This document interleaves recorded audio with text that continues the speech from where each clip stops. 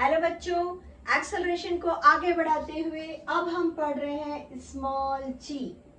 Small जी भी हमारा acceleration है और एक्सेलरेशन बीच कंडीशन में अंडर ग्रेविटी। क्या कहेंगे इसे? Under gravity. With what? Under gravity. Acceleration under gravity is known as small g. आइए अब हम देखते हैं। अब हम पढ़ रहे थे एक ग्राफ में यहाँ पर हमने टी टाइमिंग लिया था और यहाँ पे हमने लिया था बच्चों वी वेलोसिटी। ठीक, वी वेलोसिटी था मीटर अपॉन सेकेंड या डिस्प्लेसमेंट अपॉन टाइम। कहां पर था displacement upon time? Along the Y axis. ठीक, अगर एक ऑब्जेक्ट u यानी इनिशियल वेलोसिटी के साथ किसी डायरेक्शन में चल रहा है, डन। उसने पहले 5 सेकंड क्रॉस किया, फिर वो 10 सेकंड लिया, फिर वो 15 सेकंड लिया एंड दैट्स ऑल। ठीक, वो आगे बढ़ता चला गया एंड सो ऑन, बोला जी एंड सो ऑन। ठीक है, और वो जाके रुक गया बच्चों फाइनली वी वेलोसिटी में। वी वेलोसिटी क्या थी उसकी? Final velocity. अब यहां तक कि हमने पढ़ लिए थे। हमने क्या पढ़े थे? एक ऑब्जेक्ट वी वेलोसिटी से जा रहा है और अचानक से इसमें दो चीजें हैं। ओके, एक मिनट और, इसमें दो चीजें हैं, मैग्नीट्यूड एंड डायरेक्शन। ठीक है, सपोज इसमें मैग्नीट्यूड चेंज हुआ यानी कि इसमें लगाया हमने ब्रेक या फिर हमने बढ़ाई इसकी स्पीड। हमने इस ऑब्जेक्ट की या हम खुद चल रहे हैं तो हम थोड़ा सा लगा देते हैं ब्रेक और हम लगा देते हैं या बढ़ा देते हैं स्पीड। आइदर दिस हम लगा देते हैं, चेंज कर देते हैं डायरेक्शन। क्या चेंज कर देते हैं हम? डायरेक्शन चेंज कर देते, तो हमारी वेलोसिटी जाने लगती यहाँ पे। ठीक है, वेलोसिटी यहाँ जाने लगती। दो कंडीशंस में जैसे चेंजेस आता है हमारा एक न्यू ऑब्जेक्ट मोशन का डेराइव हो जाता है, that is acceleration, change in velocity. Clear है? Change in velocity. अब हम इसी चेंज इन वेलोसिटी को रीड कर रहे थे यहाँ पर एक्सेलरेशन में। What is this? This is the slope of acceleration. Okay, now अब कोई ऑब्जेक्ट को हमने फेंका, हम यहाँ पर थे, हमने ऑब्जेक्ट को ऊपर फेंका या फिर हम कहीं टावर में खड़े थे और हमने टावर से उस ऑब्जेक्ट को नीचे की तरफ फेंका। दोनों ही कंडीशन में जब ऑब्जेक्ट ऊपर जाएगा तो यहाँ पर हमारा नीचे में अर्थ है जो उसे ग्रेविटेशन फोर्स से नीचे की तरफ खींचेगा। ऑब्जेक्ट लास्ट में जिस कंडीशन में रेस्ट पे आएगा, जहां पे उसकी कैपेसिटी खत्म होगी, दैट इज फाइनल वेलोसिटी। जिस कंडीशन में लास्ट में जब वो रेस्ट पे आएगा वहां से वो ऑब्जेक्ट तुरंत ही नीचे ग्रेविटेशन फोर्स से नीचे की तरफ आएगा। जिस ग्रेविटेशन फोर्स की वजह से वो नीचे आ रहा है, हमने ये भी पढ़ा है 9th में कि जब तक कोई ऑब्जेक्ट कहीं पे पड़ा है बच्चों और आप उसके ऊपर एक्सटर्नल फोर्स अप्लाई नहीं करेंगे तब तक के वो अंडर मोशन में नहीं आएगा, यानी कि वो स्टेशनरी कंडीशन में है और उसको मोशन में लाने के लिए एक फोर्स की जरूरत है। सेम टू सेम ऑब्जेक्ट यहाँ पे आके रेस्ट में हो गया, उसको नीचे लाने के लिए हमारा अर्थ एक ग्रेविटेशन फोर्स लगाता है और ऑब्जेक्ट नीचे आ जाती है। Acceleration under gravity is known as free fall. जो हमारा आज का टॉपिक है। हमारा पहला टॉपिक क्या है आज का? हमारा पहला और यही टॉपिक रहेगा फ्री फॉल। ठीक है, हम पढ़ रहे बच्चों फ्री फॉल। क्लियर है आपको यहाँ पर कि कोई भी ऑब्जेक्ट ऊपर से नीचे आता है, ग्रेविटेशन फोर्स की वजह से आता है, ये एक्सेलरेशन हम पढ़ रहे हैं। ओके, नाउ आपने यहाँ से कोई किसी ऑब्जेक्ट को छोड़ दिया जस्ट ऐसा, तो वो भी जो नीचे आ रहा है वो जो उसका एक्सेलरेशन है वो इस कंडीशन में जब वो ग्रेविटी की वजह से है तो उसे हम स्मॉल जी के फॉर्म में लिखते हैं। यहाँ पे आपको क्लियर है? हमने यहाँ पे क्या पढ़ा? वेलोसिटी और टाइम का ग्राफ पढ़ा था जिसमें एक्सेलरेशन था। अब यहीं पे इस ग्राफ को मैं चेंज करती हूँ, थोड़ा सा आगे बढ़ाती हूँ, ऑब्जेक्ट आ जाता नीचे। सपोज आपने बॉल को यूं फेंका, जब आपने बॉल को यूं फेंका तो वो बॉल ऊपर गया एंड देन नीचे आया, same to same this is the height where, इसको हम हाइट के फॉर्म में लेते हैं और इसको हम फाइनल वेलोसिटी लेते हैं जहां हमारा ऑब्जेक्ट रेस्ट में है, नेचुरली रेस्ट में है तो 0 है। और यहाँ पर जब हम किसी ऑब्जेक्ट को थ्रो कर रहे हैं बच्चों, तो यहाँ पर जो हमारा u है, क्योंकि ये इनिशियल वेलोसिटी है, तो ये इनिशियल वेलोसिटी जो है वो हमारा 0 है। क्लियर? ये दोनों भी आपको क्लियर है? ये ग्राफ, ये ब्रेक का और स्पीड आपको क्लियर है? हम वेलोसिटी में चेंजेस को एक्सेलरेशन बोल रहे हैं, और क्योंकि ये एक्सेलरेशन ड्यू टू ग्रेविटी है, therefore this is known as free fall. आइए हम इसको डेफिनेशन करते हैं।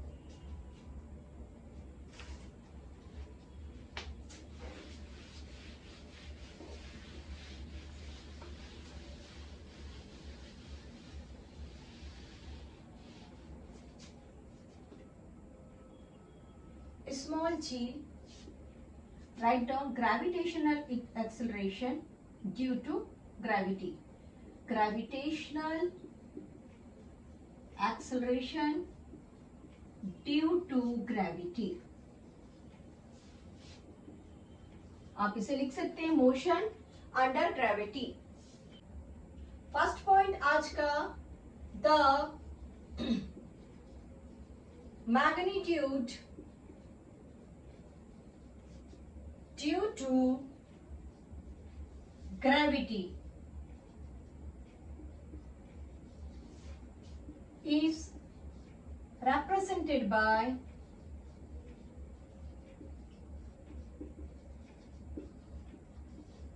small g if air resistance is negligible, then the motion is known as free fall.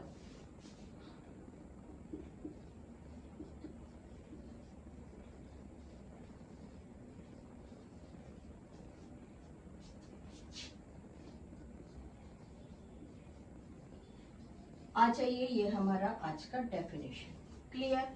फिर से एक बार, किसी भी मैग्नीट्यूड को ग्रेविटी की वजह से प्रेजेंट किया जाए। मैग्नीट्यूड किसको बोलते हैं बच्चों? मैग्नीट्यूड बोलते हैं नंबर को, किसी नंबर को, और हम इसको बोलते हैं बच्चों यूनिट। अगर किसी मैग्नीट्यूड को ग्रेविटी की वजह से रिप्रेजेंट किया जाए तो उसको हम स्मॉल जी से रिप्रेजेंट करते हैं, और एयर रेसिस्टेंस अगर नेग्लिजिबल है उस कंडीशन में इस मोशन का नाम फ्री फॉल है। ठीक है, हमारा आज का सेकंड पॉइंट। अब हम इस जी के बारे में पढ़ेंगे। आइए, the value of ji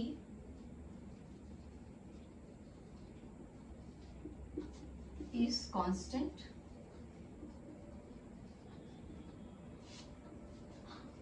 .8 metre second square. और अगर हम इसको राउंड अप में लेते हैं, इसको भी लिखिए बच्चों, बहुत सारी जगहों पे कुछ क्वेश्चन में इनको राउंड अप लेना पड़ता है, बहुत सारे क्वेश्चन में इसको 0 डिजिट के पास टच करने के लिए राउंड अप में हम इसको 10 मीटर पर सेकंड स्क्वायर लिखते हैं। राउंड ऑफ में, राउंड ऑफ बोलते, राउंड ऑफ बोलते, जो भी बोलिए राउंड ऑफ में। ठीक है, राउंड अप बोलिए, राउंड ऑफ बोलिए, जो भी। ठीक है, ओके। अब यहाँ पर थर्ड पॉइंट हमारा बहुत इंपॉर्टेंट पॉइंट है। हम पढ़ रहे हैं effect of mass on acceleration. Write down बच्चों, effect of mass on small g. ठीक है, नाउ हम पढ़ते हैं पहला फोर्स का फॉर्मूला, जो हमने इसके पहले स्टेट के बच्चों ने MS स्टेट के बच्चों ने 9th में पढ़ा है, और क्योंकि हमने भी 9th में ही पढ़ा है, NCERT में भी 9th का ही कोर्स है बच्चों। ओके, ये स्टेट में 10th में भी कोर्स है, इस महाराष्ट्र स्टेट के 10th के बच्चों ने पढ़ा। ठीक है, overall force equals to earth gravitation constant, mass of earth multiplied by mass of object. Earth जिस ऑब्जेक्ट को अपने तरफ खींच रही है, ये स्मॉल m उसका मास है और अर्थ का ये मास है। ग्रेविटेशनल कांस्टेंट g, जो हमने इसको बैलेंस करने के लिए यूज किया था। इसकी सबकी अपनी एक डेफिनेट वैल्यूज है एक्सेप्ट ऑब्जेक्ट ऑफ मास की। देन इन दोनों के बीच के डिस्टेंस का स्क्वायर, आर स्क्वायर लिखिए या डी स्क्वायर लिखिए, इस पॉइंट से इस पॉइंट तक बच्चों, ठीक है, इनके बीच के डिस्टेंस का स्क्वायर। ठीक, ये रहा हमारा फोर्स का फॉर्मूला। बट हमने क्या पढ़ा है बच्चों, हमने पढ़ा है न्यूटन का सेकंड लॉ। यहीं पर हमने एक और एक चीज पढ़ा है, Newton second law of force. Newton का सेकंड लॉ कहता है फोर्स जो है वो किसी ऑब्जेक्ट का अगर वेट कम है उसको बहुत तेजी से अपनी तरफ खींचेगा या बहुत तेजी से पुल और पुश करेगा। अगर ऑब्जेक्ट का मास ज्यादा है तो धीरे पुल और पुश करेगा, यानी ज्यादा फोर्स एक्सर्ट होगा। ये अभी हमारा टॉपिक नहीं है कि हम सेकंड लॉ पढ़ रहे हैं, हमारा टॉपिक ये है कि मास का इस ग्रेविटेशन एक्सेलरेशन पर क्या इफेक्ट पड़ेगा, क्योंकि दोनों भी वैल्यू एफ के हैं, दोनों भी वैल्यू फोर्स का है। तो बच्चों इस फोर्स को इस सेकंड वैल्यू से मैं रिप्लेस कर रही हूं। मैंने क्या किया बच्चों, इस एफ वैल्यू को रिप्लेस किया। Now m multiplied by acceleration equals to capital G constant, mass of the earth, mass of the object and the distance square. ठीक, मास ऑफ ऑब्जेक्ट दोनों भी साइड में प्रोपोर्शनल में है, इट मीन से cancel हो गया। और ये वाला जो एक्सेलरेशन है क्योंकि ड्यू टू ग्रेविटी है, दैट मीन्स ये हमारा हो गया g। क्लियर? ये क्या था बच्चों, ये हमारा था बच्चों small g, acceleration due to gravity. इस वक्त हम अर्थ को नहीं देख रहे हैं, इस वक्त हम ग्रेविटेशन कांस्टेंट को नहीं देख रहे हैं, हम ये देख रहे हैं कि हमारा जो स्मॉल g है उसके ऊपर किसी ऑब्जेक्ट के मास का क्या इफेक्ट पड़ता है। नाउ हमने एक वैल्यू पढ़े 9.8। अगर मैं इसको ऊपर से नीचे गिराती हूँ और सिर्फ इस कैप को गिराती हूँ तो दोनों के मास में डिफरेंसेस है। ये कैप भी उतने ही एक्सेलरेशन से गिरेगा जितना कि कांस्टेंट एक्सेलरेशन हमारे पास है, और ये डस्टर भी उसी एक्सेलरेशन से गिरेगा जितना कि ये है, क्योंकि इसका वेट और इसके वेट का इस एक्सेलरेशन पर कोई इफेक्ट नहीं है। This is our third point. ठीक है, राइट डाउन आवर पॉइंट, यहां से आप वैल्यू डाल के लिख लीजिए। There is no effect of mass of object under motion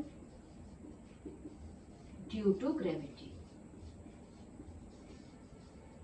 Over. This is our third point. First point definition, second point value, और इस वैल्यू पर मास का कोई इफेक्ट नहीं है। ये रहा हमारा third point. Come first for the fourth point.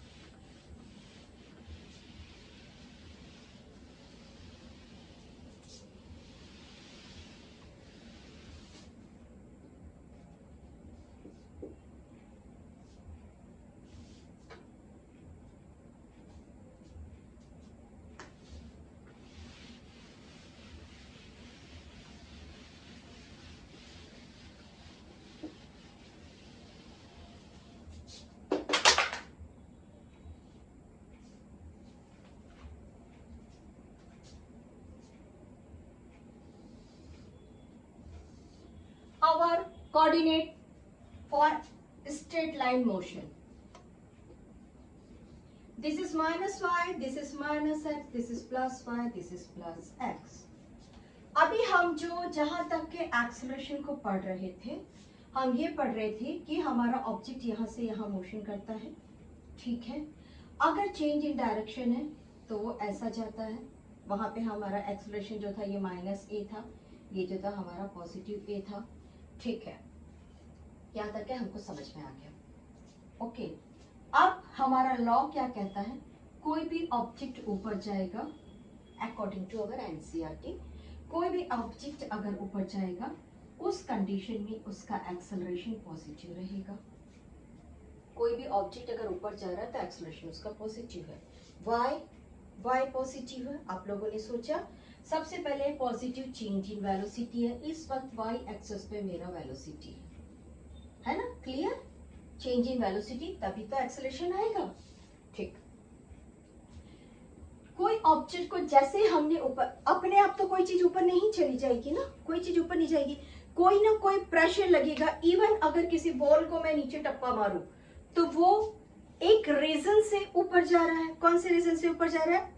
वो resist friction, due to friction वो ऊपर जा रहा है। ओके, तो इस कंडीशन में हमने यहां से फोर्स अप्लाइड किया है, हमने यहां से इसको फोर्स अप्लाइड किया है। फोर्स अप्लाइड करने पर हमारा मोशन कहां जा रहा है बच्चों? ऑब्जेक्ट का मोशन जा रहा अपवर्ड, एक्सेलरेशन का मोशन जा रहा अपवर्ड। फिर से देखिए, this is the motion of object, यानी वेलोसिटी और एक्सेलरेशन सेम डायरेक्शन में जा रहे हैं, therefore it is taken as positive. अब ऑब्जेक्ट जब मेरा ऊपर जा रहा है तो ग्रेविटेशन किसकी तरफ आ रहा है? ग्रेविटेशन नेचुरली नीचे की तरफ आ रहा है। नीचे की तरफ कौन है? नीचे की तरफ माइनस वाई है।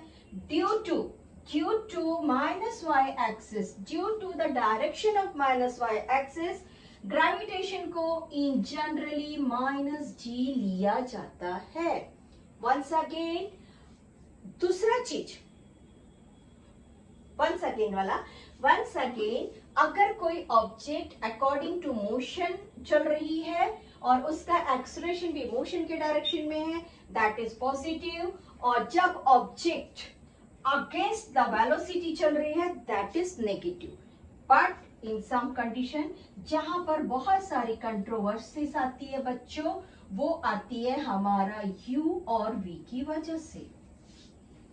जब यहाँ पर ऑब्जेक्ट ऊपर जा रहा था, मोशन एंड एक्सेलरेशन एक डायरेक्शन में, और जब ऑब्जेक्ट नीचे जा रहा था और नीचे ग्रेविटेशन एक्सेलरेशन लग रहा था, देन ये नेगेटिव डायरेक्शन में।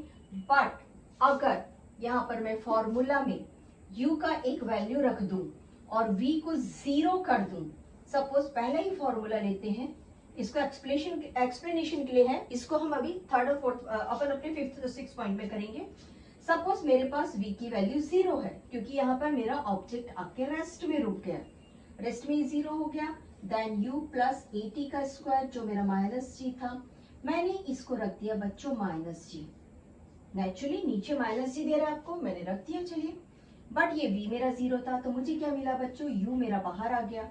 u ने जैसे अपना डायरेक्शन चेंज किया, ये हो गया माइनस u और ये हो गया माइनस जी टी। माइनस से माइनस कैंसिल हो गया, मेरा वैल्यू तो यहाँ पे ग्रेविटेशन पॉजिटिव आ गया। तो बच्चे यहाँ पे जाके आप लोग कंफ्यूज हो जाते हो। इमीडिएटली u और v देखो और फॉर्मूला में g की वैल्यू रखो।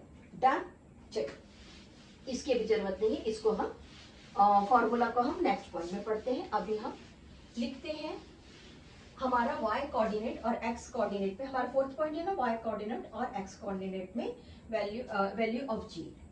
Okay, write down value of g is positive और negative.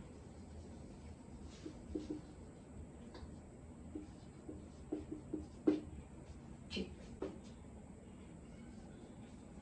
Free fall motion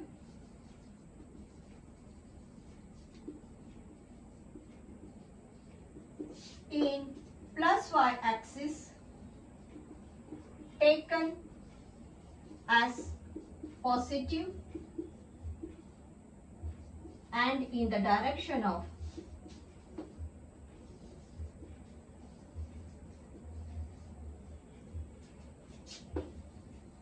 minus y axis taken as negative।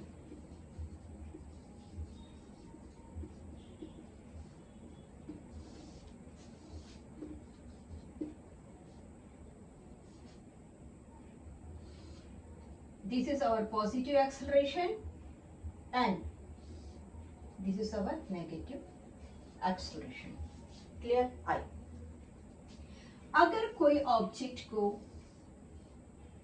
अगर किसी ऑब्जेक्ट को आप टावर पे खड़े हैं और इंटेंशनली नीचे की तरफ थ्रो करते हैं, इस टावर के हाइट को मैं h लेती हूँ और ये जो एक्सेलरेशन से नीचे आ रहा है इसको मैं स्मॉल g लेती हूँ। इस कंडीशन में मेरा जो u था वो 0 था और v जो था वो यहाँ पे वैल्यू हम मेंटेन करेंगे, और इस कंडीशन में माइनस g और t है। अब ये जो वैल्यू है इंटेंशनली हमने ऊपर से नीचे छोड़ा है, ठीक है। और दूसरा चीज, हमने यहाँ पर वेलोसिटी, फाइनल वेलोसिटी कैलकुलेट की। अगर इनिशियल वेलोसिटी वैल्यूएबल रहती थी तो वो इधर आके माइनस होती और इसको कैंसिल करती। इस कंडीशन पे हमारी ग्रेविटी जो रहेगी जी रहेगी, जिसको मैंने ये बताया है कि ये जो आदमी है भैया ये यहाँ खड़ा है ओरिजिन पे। What is it? This is his origin, है ना, ये ओरिजिन है। अगर ओरिजिन पे आप खड़े हैं और ऑब्जेक्ट को नीचे फेंक रहे तो नेचुरली दिख रहा है ना भैया माइनस वाई, दिख रहा है माइनस जी। चलिए next, if the object is dropped from origin,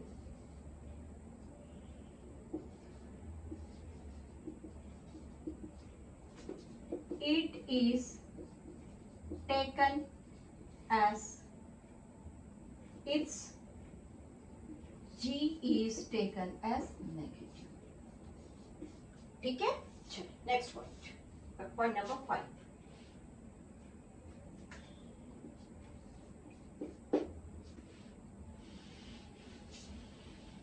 यहाँ पे आप लोग ये भी लिख सकते हैं ना जब जरूरत है तो, when the acceleration is in direction of motion,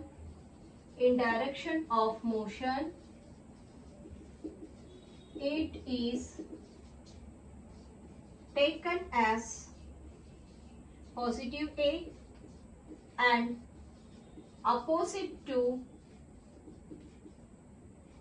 direction of motion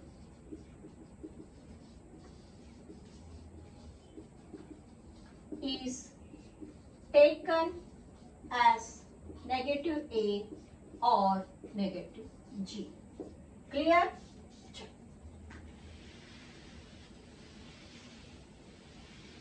हमारा next point, value of G in the formula of motion।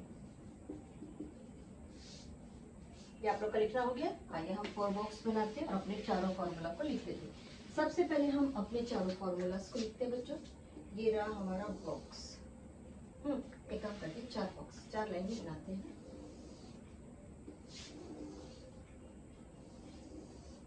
ठीक है, हमारा फर्स्ट फॉर्मूला ऑफ मोशन है A equals to V minus U upon T। ठीक है, हम इसको क्या करते हैं बच्चों, V को बाहर रखते हैं और इसको लिख देते हैं V equals to, right down, V equals to U plus AT। Clear?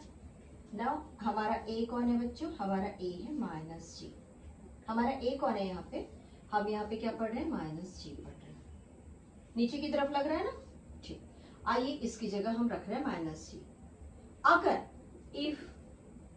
If object is projected to a height, चलिए हमारा क्या लिखना है, value of G in the formula of motion.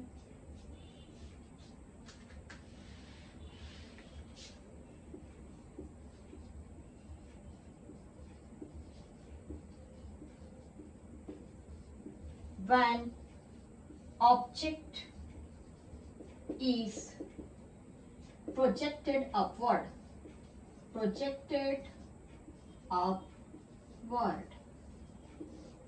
Clear बच्चों?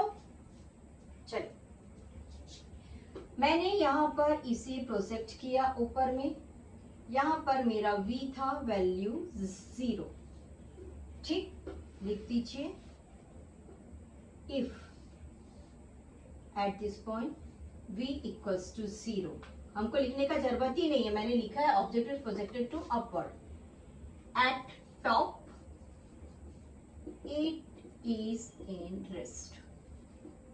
हमारा v हो गया बच्चों 0 equals to u minus g t. हमने u को यहाँ शिफ्ट किया, that is minus u equals to c t. At the top our value of velocity, that is initial velocity is at that condition, हमारा जो gravitational acceleration है वो positive आएगा। अगर हम इसे वेक्टर पढ़ रहे हैं तो वेक्टर का साइन लगा दीजिएगा। Now our second formula. Second formula हमारा है डिस्प्लेसमेंट। डिस्प्लेसमेंट को हम ऐसे से लिखते हैं, बट यहाँ पर हम इसको लिख रहे हैं हाइट से, क्योंकि हमारा ऑब्जेक्ट जो है वो ऊपर जा रहा है, दैट इज हाइट, है ना, दैट इज हाइट। तो हमने इसको ले लिया बच्चों एच। आइए, h equals to u t plus half a t square. Remember, यहाँ पर हमारा जो u है वो 0 नहीं है, यहाँ पर u एक वैल्यू रखता है और v हमारा 0 है। ये हमारा एक्सेलरेशन मोशन के रिगार्डिंग है, पॉजिटिव है, और यहाँ पर हमारा जो g है वो नेगेटिव है। चलिए, h इक्वल्स टू, ये एक वैल्यू है, ये एक वैल्यू है, हमारा सिंपल सा वैल्यू बच्चों ये हो गया हाफ माइनस जी। अगर मेरा u 0 हो गया, अगर मेरा वेलोसिटी 0 है, suppose to be velocity equals to 0, then our height is minus half g t square. ठीक है, डन। यहाँ पे माइनस जी टी था, ठीक, opposite to the motion. Okay, अगर कंडीशंस के ऊपर डिपेंड करती है जी की वैल्यू यहाँ पर। नेक्स्ट,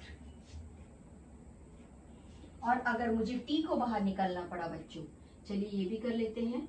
मुझे अगर टी स्क्वायर को बाहर निकालना पड़ा तो टी के साथ यहाँ पे कौन है बच्चों, यहाँ पर जी है और ऊपर में चला गया 2h। और अगर मुझे t को सिंगल लेना है तो ये हो गया बच्चों 2h अपॉन g, जिसको हम कई बार डायरेक्टली फॉर्मूला में लेते हैं। ओके, जब हम हाइट कैलकुलेट कर रहे हैं ना बच्चों, हम यहाँ पे हाइट कैलकुलेट कर रहे हैं, उस समय इसकी वैल्यू g माइनस दे या पॉजिटिव दे, उससे इसको कोई फर्क नहीं पड़ता है। इसके पॉजिटिव नेगेटिव से हाइट को हम गड्ढे में तो नहीं डाल रहे हैं ना, अभी इस वक्त हम गड्ढे में तो नहीं डाल रहे किसी चीज को। और जब हमारा मोशन ऑफ द ऑब्जेक्ट और acceleration of the object same रहेगा, दोनों भी सेम रहेगा, तो नेचुरली ये पॉजिटिव हो जाएगा। इस कंडीशन में हमारा मोशन नीचे आ रहा है, हम हाइट यहाँ कैलकुलेट कर रहे हैं सपोज टू बी, तो ये हमारा उस कंडीशन में पॉजिटिव जी कैलकुलेट होता है। चलिए, बहुत सारे जी की जो वैल्यू है क्वेश्चन रीड करने के बाद समझ में आती है पॉजिटिव लेनी है या नेगेटिव लेनी है। नेक्स्ट क्वेश्चन, नेक्स्ट वैल्यू है, next formula v square equals to u square plus 2a acceleration है, और s की जगह हम ले रहे हैं हाइट। a को चेंज करते हैं, minus v square equals to u square minus 2gh। हमने g को माइनस ले लिया, नेचुरली हाइट पे v 0 है, देयरफॉर u स्क्वायर बाहर आ गया, इसके माइनस से इसका माइनस कैंसिल हो गया, दैट इज प्लस 2gh। ठीक, अगर आपको हाइट यहाँ पे फाइंड करनी है, अगर आपको हाइट फाइंड करनी है तो ये हो गया आपको u स्क्वायर अपॉन 2g। ये फॉर्मूला काम का है बच्चों, ये फॉर्मूला काम का है और ये फॉर्मूला काम का है। आप तीन फॉर्मूला लिख लीजिए, तीन फॉर्मूला लिख लीजिए। यहाँ पर आप टाइम फाइंड कर रहे हैं, यहाँ पर आप वेलोसिटी फाइंड कर रहे हैं, और यहाँ पर आप हाइट फाइंड कर रहे हैं। आप क्या पढ़ रहे हैं, आप पढ़ रहे हैं फ्री फॉल का 3 फॉर्मूला आपने डेराइव किया। चलो, next point, calculation of time.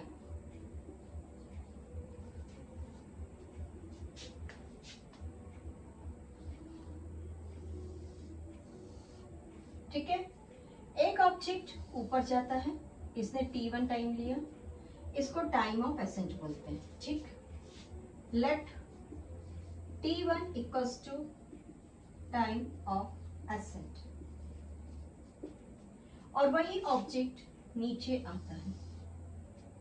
Calculate करिए, क्या दोनों ये बराबर h ले रहा है, that is time of descent. देखिए, हाइट बराबर लिया दोनों भी, right down t2 equals to time of, ठीक है ना। सीधी सी बात है, अगर मुझे यहाँ पर इसका टाइम कैलकुलेट करना है किसी एक का, तो मैं अकेले t1 कैलकुलेट करूंगी, और अगर मुझे दोनों को कैलकुलेट, मुझे टोटल टाइम t कैलकुलेट करना है तो t1 एंड t2 कैलकुलेट करूंगी। सीधी सी बात है इन जनरल। आइए इसको हम लिख लेते हैं। In under gravity the time taken for upward and for downward motion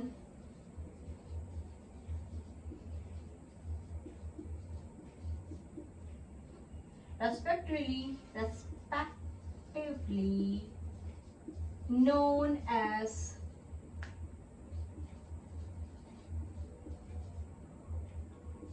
time of ascent and descent, T1 and T2 both take equal time as the height is same.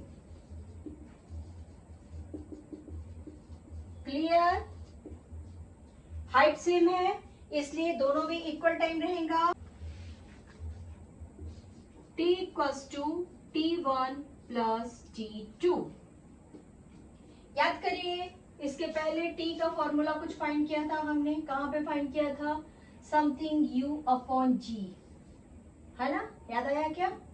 v equals to u plus a t वाले formula से हमने क्या find किया था? अगर इस t को मैं सेपरेट कर दूं और v की वैल्यू 0 थी तो t की वैल्यू क्या मिल गया था हमको? u अपॉन g मिल गया था ना t की वैल्यू। तो आइए t की वैल्यू रख देते हैं, that is u upon g plus u upon g, g is common LCM and u plus u that is 2u upon g। अगर time, next time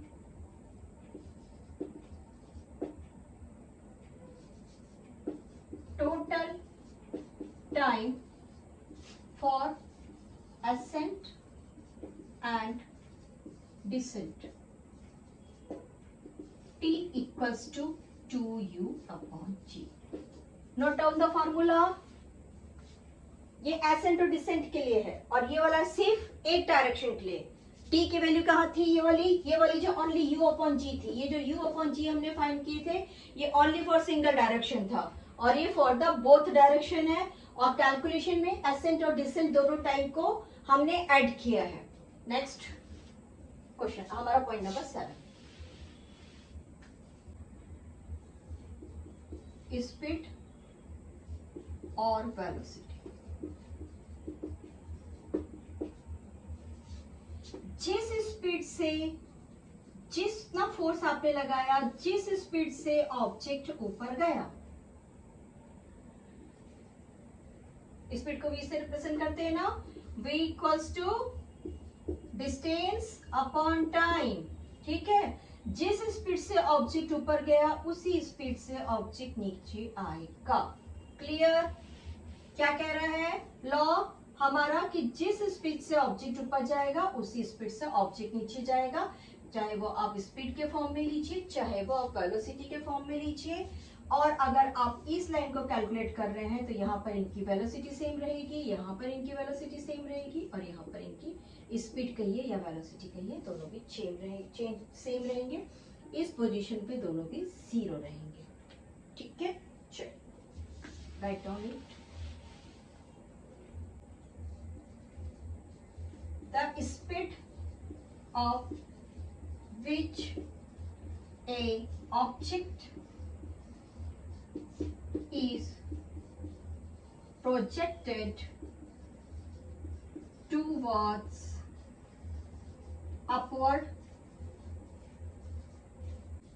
is equal to the speed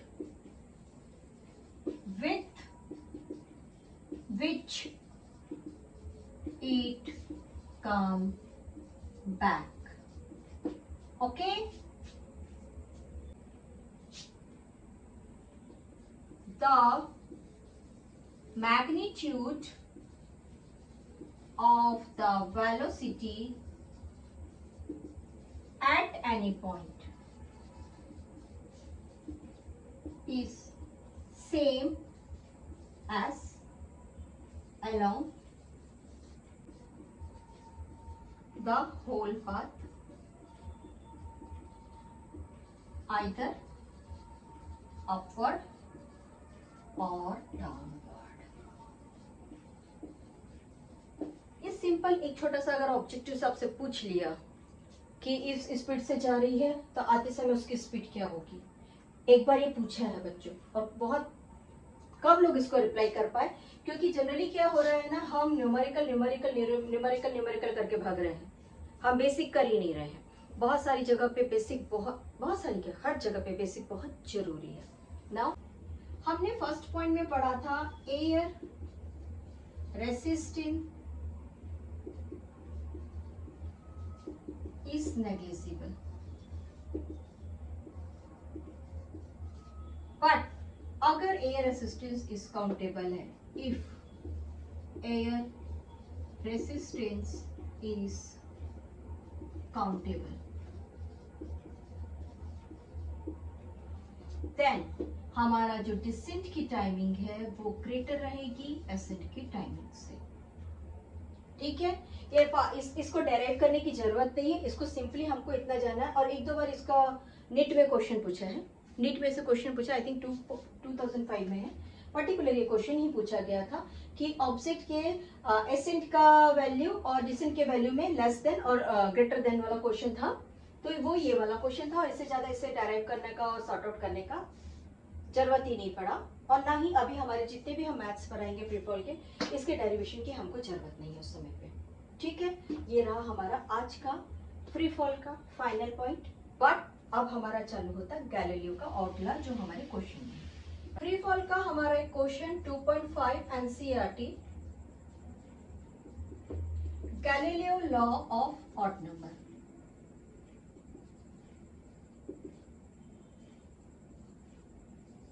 for of odd number क्या था, of odd number.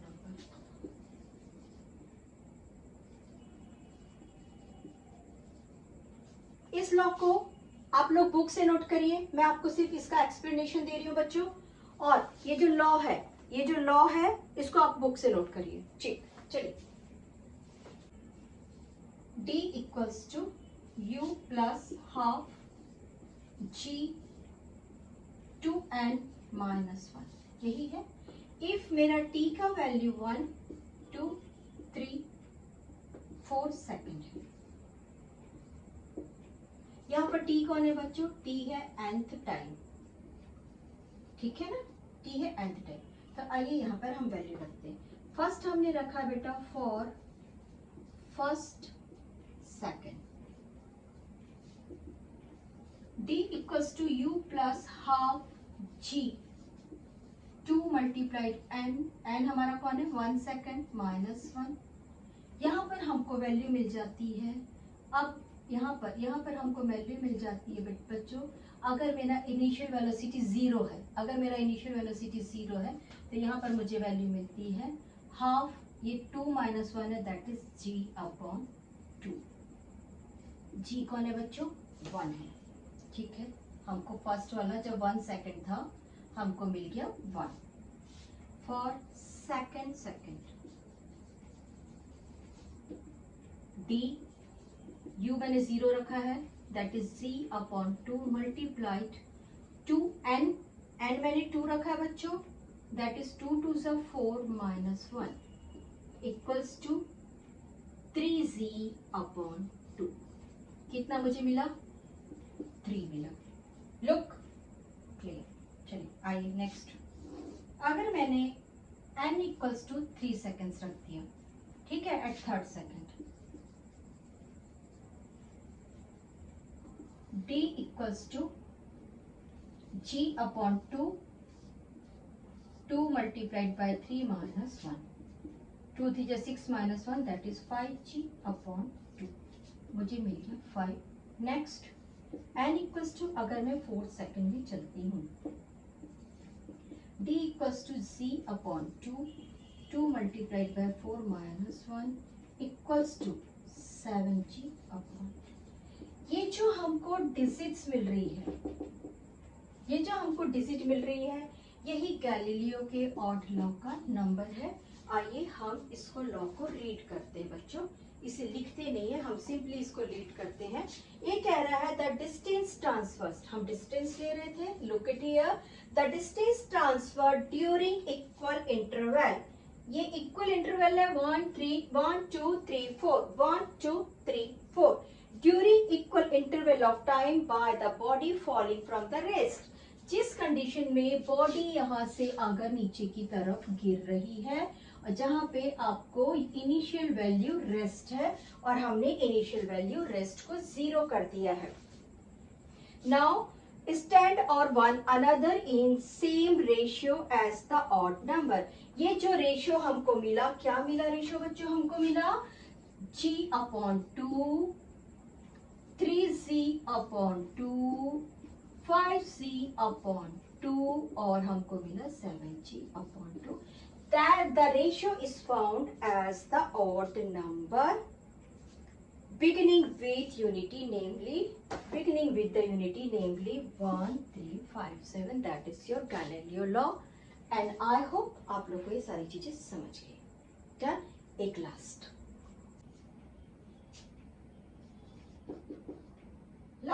which number? I think 9th, जो भी लिख लीजिएगा. Distance covered in time. हमने अभी क्या पढ़ा था गैलीलियो लॉ में? h के रिलेटेड में टाइम पढ़ा था. अभी हम यही h के रिलेटेड में ही पढ़ रहे हैं. In time t, t1, 2t, 3t, 4t, 5t and so on will be in the ratio of square of integers. Second law, distance की बात हो रही है. ut plus half T square. अगर ये फर्स्ट सेकेंड है और इनिशियल से ऑब्जेक्ट नीचे आ रहा है, u इक्वल्स टू 0 है, देयरफॉर s इक्वल्स टू, ये हो गया बच्चों 0 प्लस हाफ 1 का स्क्वायर. ठीक है, that is s equals to half gt square है बच्चों, हाफ gt स्क्वायर. ठीक है, दैट इज 1g अपॉन 2. ठीक है, ये हो गया क्लियर. नाउ किस कंडीशन में? फर्स्ट सेकंड कंडीशन में. Now for second s equals to g upon 2. t कौन है? t है इस वक्त हमारे पास 2 का square, that is 2 square g upon 2. ठीक है, क्लियर. हम इसको 4 लिख सकते हैं बट अभी हम लॉ पढ़ रहे हैं. ठीक है, now for the third seconds equals to g upon 2 और यहाँ पे हमारा है 3 का स्क्वायर. टाइम t 3 सेकेंड ले रहे हैं हम, टाइम t 3 सेकेंड ले रहे हैं, therefore s equals to 3 square g upon 2. Fourth के लिए 4 स्क्वायर, यानी कि कह रहा है कि अगर डिस्टेंस कवर कर रहा है और हम सेकंड लॉ पे चल रहे हैं तो हमारा जो डिस्टेंस है वो इंटीजर्स का स्क्वायर के इक्वल टू वैल्यू रहेगा. ठीक है, दैट्स ऑल फॉर अप्रोक्सीमेट. हमने सारे लॉ कवर किए हैं. आई थिंक हमारा कोई भी लॉ अभी फ्री फॉल को लेके, पर्टिकुलर फ्री फॉल को लेके हमारा कुछ भी पॉइंट्स नहीं बचा है. We are starting our numericals या word problems. The first problem, I hope आप लोग को समझ आया. मैंने काफी अच्छे से कोशिश की है सारे पॉइंट्स को कवर करने की बच्चों. मजा तो तब आएगा जब आप लोग इसको पढ़ते समय एंजॉय करेंगे कि हम क्या पढ़ रहे हैं और हमको समझ में आ रहा है ना. मजा तभी आता है. चलिए फर्स्ट प्रॉब्लम.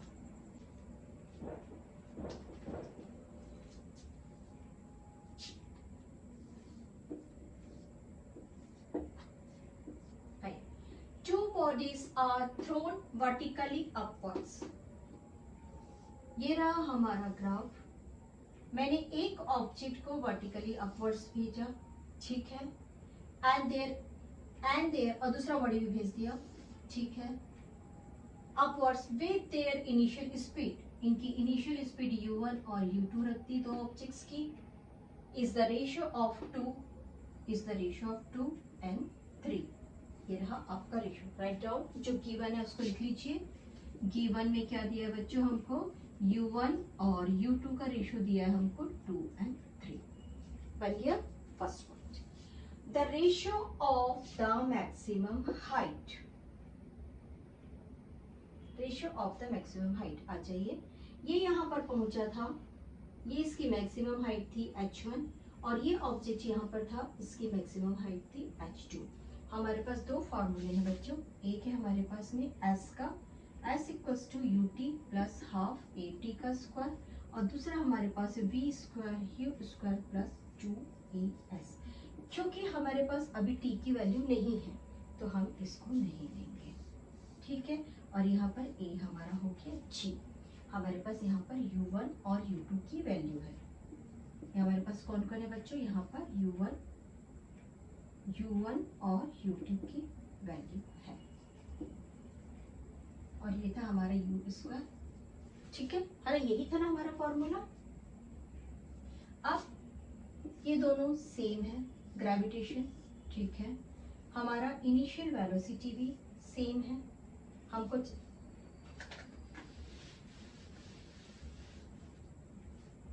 हमारे पास दो फॉर्मूले बच्चों। एक है s equals to ut plus half a t का स्क्वायर। दूसरा है हमारे पास में v square equals to u square plus 2a। s को हम ले रहे हैं h, a को ले रहे हैं g, ठीक है ना। और ये रहा माइनस, ये रहा माइनस, ठीक है, ओके। अब क्योंकि हमको d नहीं दिया, यानी हम इस फॉर्मूला को यूज नहीं करेंगे।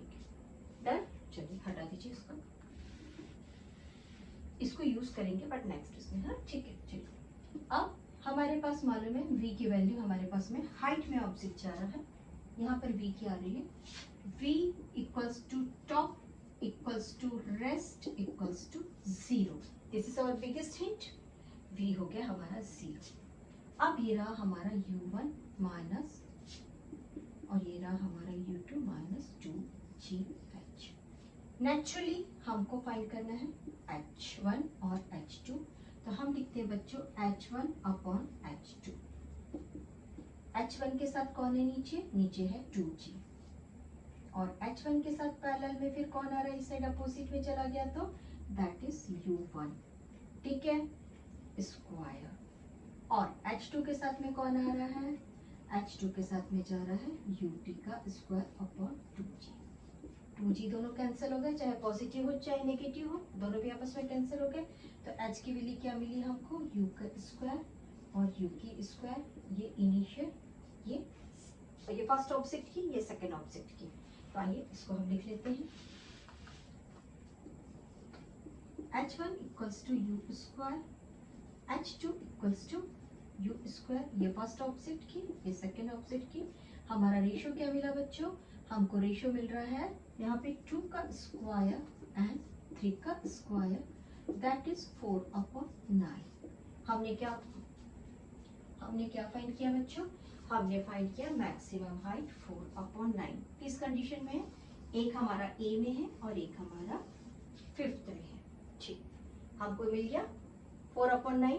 आइए नेक्स्ट, अब हमारा नेक्स्ट क्वेश्चन का सेकंड पार्ट आ गया है, the ratio of time taken by them return में taken by time, ratio of time.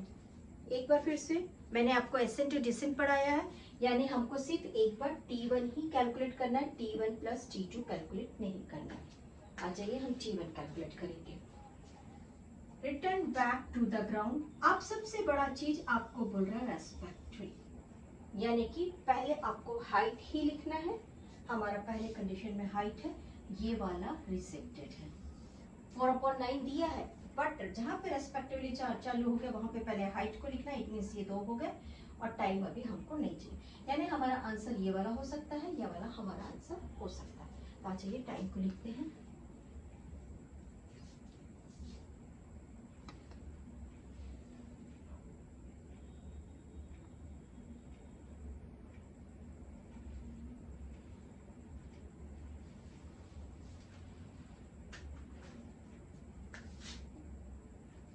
V equals to U plus GT. This is minus, ठीक। V दोनों ही कंडीशन में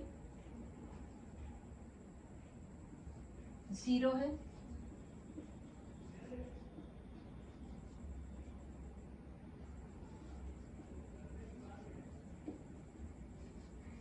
हमको कौन चाहिए बच्चों, हमको T चाहिए।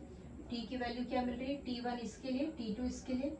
T1 की वैल्यू हमको क्या मिल रही है, T1 की वैल्यू मिल रही है हमको U1/G, और T2 की वैल्यू क्या मिल रही है, U2/G, ठीक है।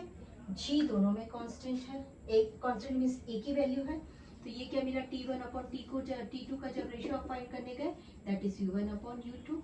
U1/U2 कौन है हमारा, 2 = 3, 2 = 3। तो हमारे दो आंसर कौन मिल गए, 4 and 9 and 2 and 3। Where is our 2 and 3? Read the question.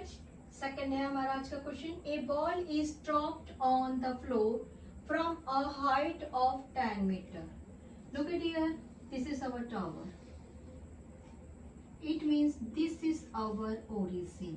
ये रहा हमारा पॉजिटिव वाई एरिया और ये रहा हमारा नेगेटिव वाई एरिया, ठीक है। हम ओरिजिन 0 ले रहे हैं, इट मीन्स हमारा इंटेंशनली ऑब्जेक्ट माइनस वाई की तरफ जा रहा है। पर्टिकुलर हमको अब हर कंडीशन में माइनस जी लेना ही है, चाहे आपका इनिशियल वेलोसिटी 0 हो या इनिशियल वेलोसिटी कुछ भी, फाइनल वेलोसिटी कुछ भी हो। इस वक्त हमको माइनस जी लेना है क्योंकि हमारा ओरिजिन इस वक्त 0 है। चलिए फर्स्ट पॉइंट हो गया हमारा, ठीक।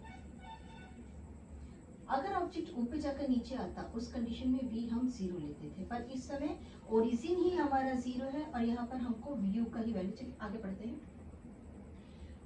फ्रॉम ए हाइट 10, हमको ये वाला h दे दिया बच्चों 10, ठीक है। This is our coordinate, positive x minus y। Object जब यहाँ पर गिर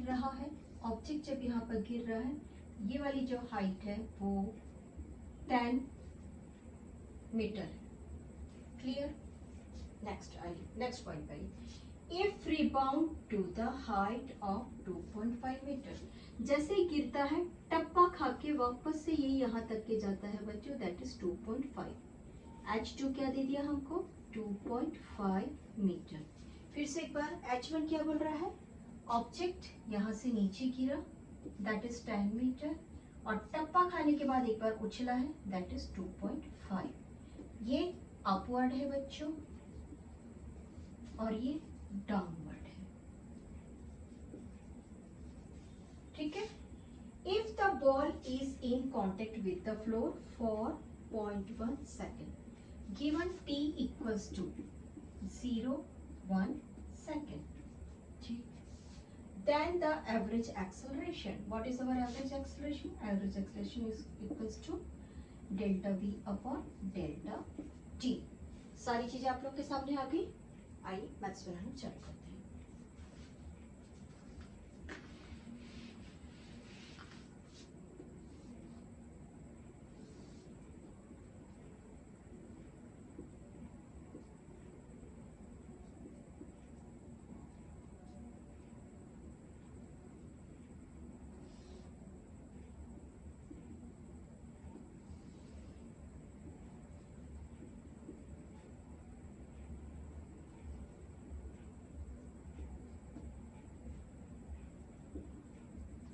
क्लियर, ये रहा हमारा डायग्राम। यहाँ पे आपको लिखना है, डाउनवर्ड लिख दीजिए, अगर इसको लिखना है तो अपवर्ड लिख दीजिए। ठीक है, हम इसको इसलिए ले रहे हैं बच्चों क्योंकि हमको आंसर में एक जगह डाउनवर्ड बोला है और एक जगह अपवर्ड बोला है, और एक जगह 1400 मीटर बोला है और एक जगह 700 मीटर बोला है। ठीक है, हमको क्या फाइंड करना है, हमको एवरेज एक्सेलरेशन फाइंड करना है। ठीक, हमने जो हमको दिया है वो हम लिख लेते हैं।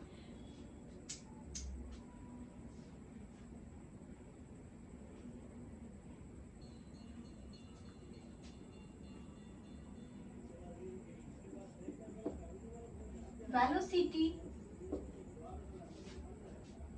at the time striking on floor, time क्या दिया था बच्चों, हमको ये दिया था ना। ठीक, इस समय पे जब वेलोसिटी स्ट्राइक करी, कौन हो गया बच्चों, v equals to u equals to -2gs। Intentionally नीचे जा रहा है, g को हर कंडीशन में माइनस रखना है, और यहाँ पर हमको u दे रहा है बच्चों। अभी फाइनल वेलोसिटी हम यहाँ पे कैलकुलेट करेंगे। हमारी फाइनल वेलोसिटी यहाँ पर है, इस वक्त फाइनल वेलोसिटी अनकाउंटेबल है, अनकैलकुलेटेबल है, तो u equals to -2gs। u square है, इसको हम लिख देते हैं, s को हम लेते हैं h1 बच्चों, this is h1 for 10 metre. आइए वैल्यू रखते हैं, -2 मल्टीप्लाइड 9.8 मल्टीप्लाइड h हमको 10 दिया है, आइए मल्टीप्लाइड करते, 2 8 जा 16.1, 2 9 जा 18 प्लस 19, डेसिमल यहाँ पे, मल्टीप्लाइड 10 इक्वल्स टू 196। ठीक, अब हम u की वैल्यू फाइंड करते हैं। ये 6 है, चेक करते हैं किससे डिविजिबल है। एक तो हो सकता है 14 के इसमें आ सकता है या फिर 16 के में आ सकता है। आइए फाइंड करिए,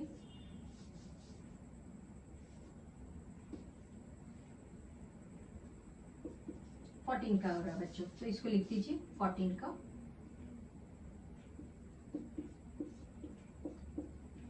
u equals to 14 metre second.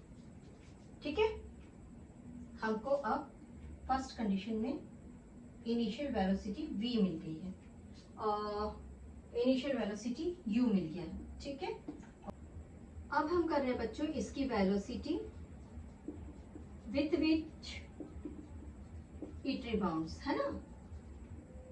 अभी हमने क्या फाइंड किया बच्चों, हमने फाइंड किया इनिशियल वेलोसिटी। अब हम फाइनल वेलोसिटी के लिए जा रहे हैं, दैट इज v स्क्वायर। इस समय हम इनिशियल वेलोसिटी नहीं कैलकुलेट करेंगे, -2gs। v square v equals to √-2 g क्या है बच्चों, देखिए यहाँ पर हमारा ऑब्जेक्ट ऊपर की तरफ जा रहा है, इसलिए मैं इसे प्लस ले लेती हूँ बच्चों, अपवर्ड डायरेक्शन में जा रहा है, मोशन भी इसी डायरेक्शन में है और एक्सेलरेशन भी इसी डायरेक्शन में है। तो ये हो गया g की जगह बच्चों, ये आ गया हमारा a, और हमने यहाँ पे रख दिया इसका वैल्यू, क्या था इसका वैल्यू, इसमें हमको हाइट दिया था 9.8 g की वैल्यू थी, और ये हो गया 2.5। फाइंड इट्स वैल्यू, हमने इसकी वैल्यू फाइंड की, यहाँ पे हमको 196 ऊपर मिल चुका था, 19.6 मल्टीप्लाइड बाई 2.5, 25 6 जा 150, 15 कैरी हुई, 25 9 सा और 225 का 5 यहाँ लिए बच्चों हमने, 225 दैट इज 22 ना, 25 5 जा 25,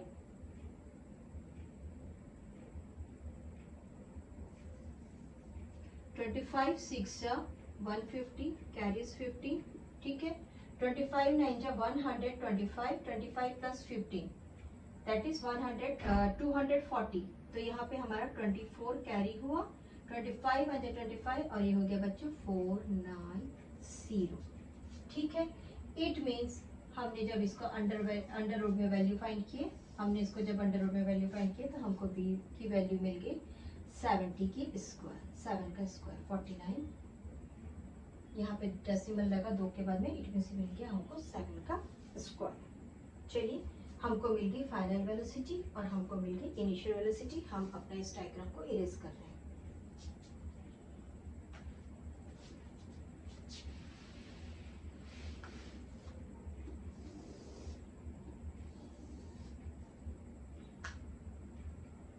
average velocity, what is our average velocity बच्चों, फाइनल माइनस इनिशियल वेलोसिटी, है ना, यानी कि v माइनस यू। v हमारे पास आया है बच्चों 7 और ये रहा माइनस, क्योंकि ये ग्रेविटेशन के डायरेक्शन में मोशन था, therefore this is minus 14 equals to, ये दोनों मिलके हो गए 7 प्लस 14 इक्वल्स टू 21।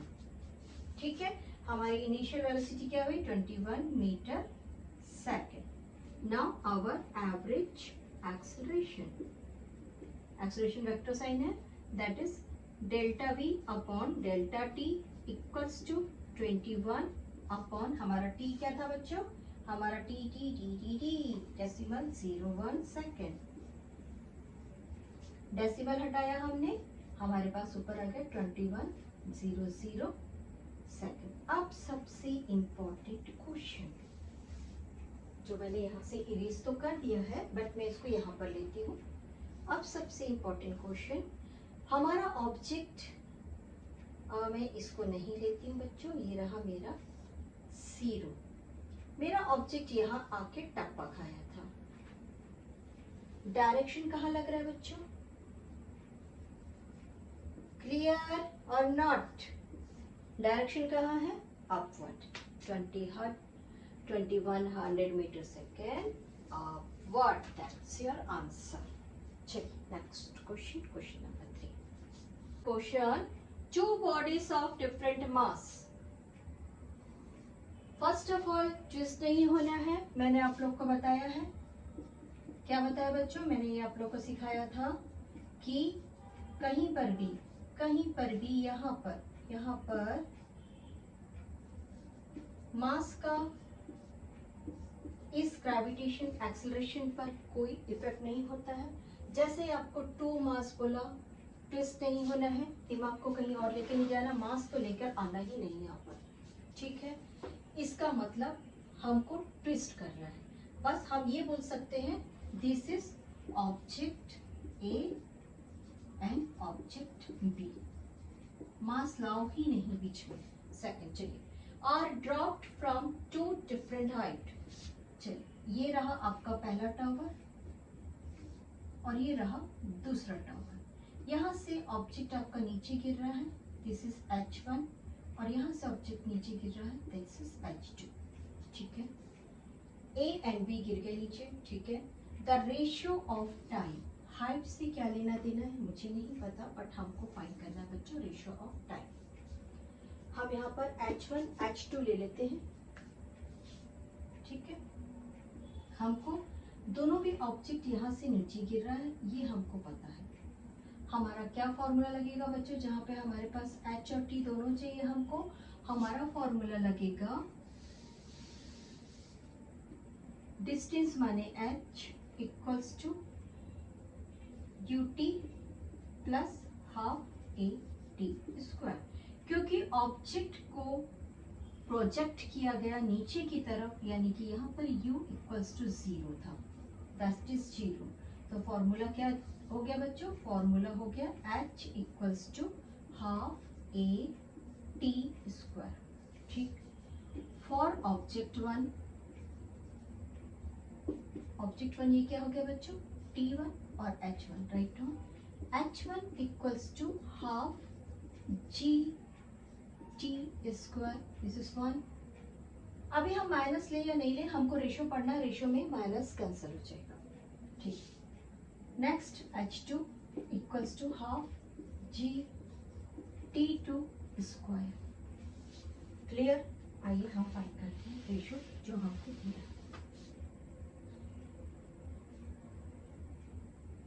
इसको अगर मैं रख लूं object for HA, height for HA and HB, है ना, इसको HA HB कर लो, इसको भी HA TA TB कर लेते हैं, कोई नहीं, फॉर्मूला में रख लेते हैं HA अपॉन HB, रख दीजिए हाफ GT1 का स्क्वायर अपॉन हाफ GT2 का स्क्वायर। हमको कौन बाहर निकलना है, हमको निकलना है T को बाहर, ठीक। अच्छा एक काम करते हैं, ये तो हमको आ गया बच्चों, अब हमको कौन चाहिए, हमको चाहिए टी। तो हम टी को बाहर निकाल लेते हैं।